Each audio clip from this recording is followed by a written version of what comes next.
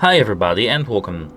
Today I'm going to tell you how you can easily attach and remove the JoyCons to your Nintendo Switch 2 game console.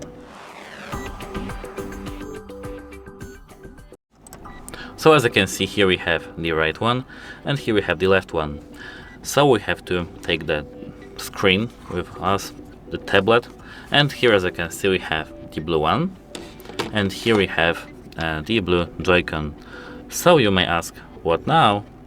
We have here magnets, so we have to just fit our JoyCon like that. So as you can see, here we have the bottom and here we have the up and the up side of our Nintendo, and here we have the up too, and the same with the right one.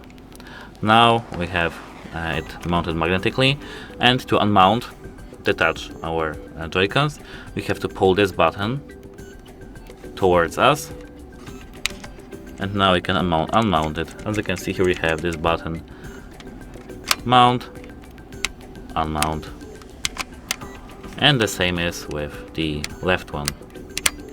It's because of the magnets. It works very nice. That's it, hope it helps you and goodbye.